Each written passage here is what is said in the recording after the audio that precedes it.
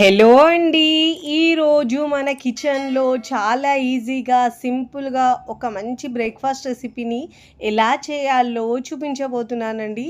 రోజు తినే ఉప్మా, పూహ, ఇడ్లీ, దోస తిని బోర్ కొడితే ఒక్కసారి నేను చెప్పినట్టు అటుకులతో దోస వేసుకోండి.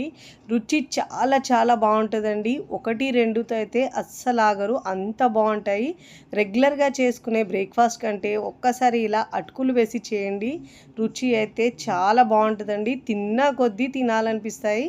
దానికి కాంబినేషన్‌గా ఒక మంచి పల్లీ చట్నీని చూపిస్తున్నానండి. 2 కూడా కాంబినేషన్ భలే రుచిగా ఉంటాయి.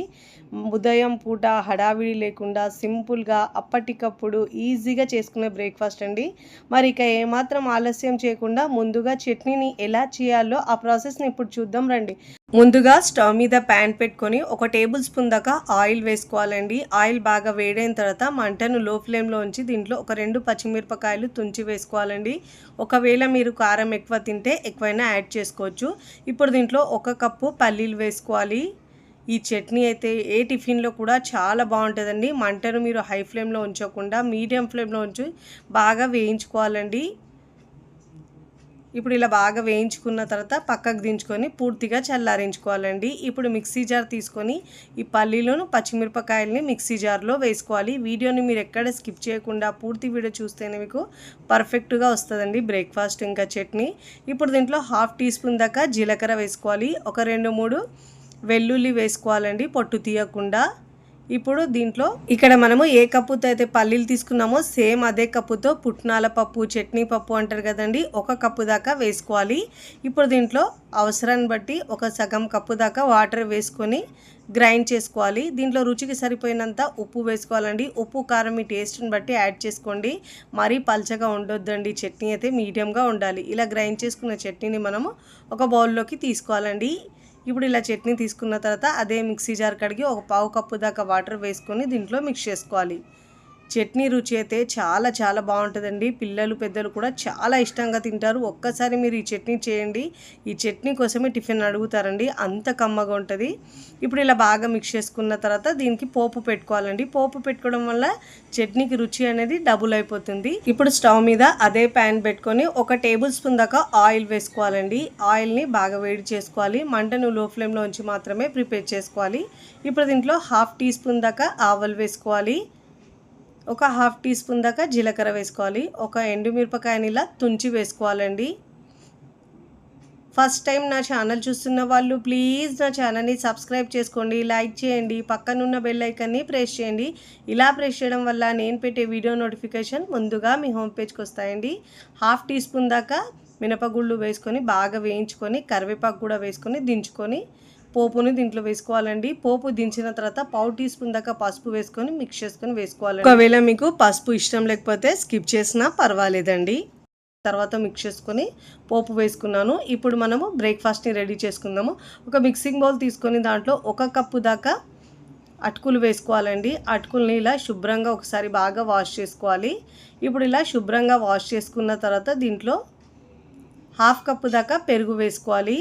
అన్ని ఇంగ్రీడియంట్స్ 1 కప్పుతోనే వేసుకోవాలండి. అప్పుడే కన్సిస్టెన్సీ అనేది పర్ఫెక్ట్గా వస్తుంది.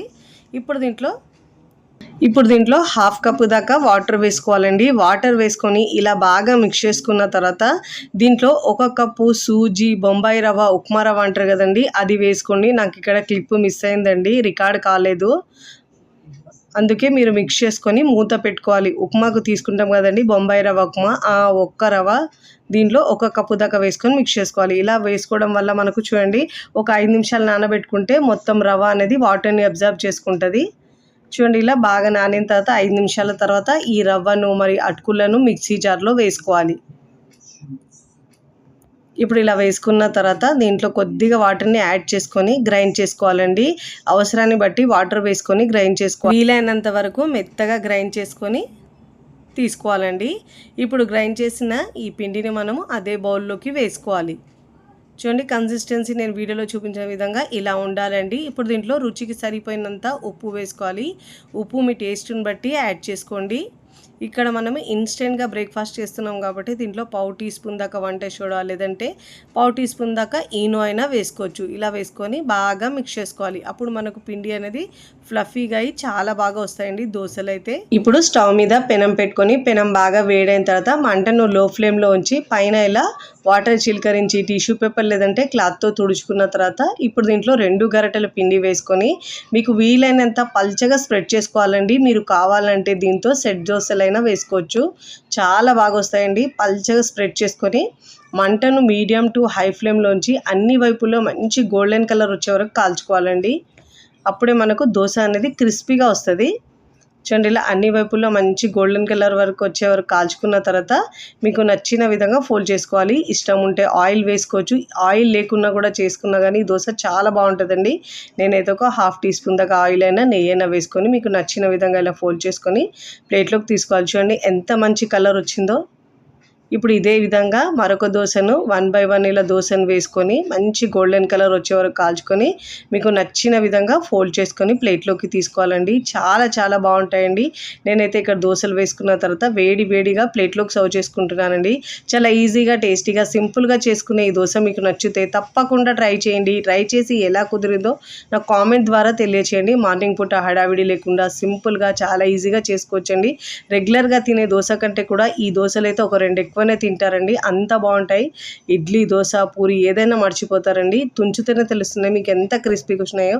ఈ చట్నీ కాంబినేషన్ అయితే రుచి భలేగా ఉంటుంది. వీడియోని లైక్ చేయండి, లైక్ చేసి హై బటన్ని నొక్కండి. ఫ్రెండ్స్ ఫ్యామిలీకి షేర్ చేయండి. మరికొన్ని టేస్టీ సింపుల్ క్విక్ రెసిపీస్ కోసం నా ఛానల్ని సబ్స్క్రైబ్ చేసుకోండి. Thanks for watching. బాయ్.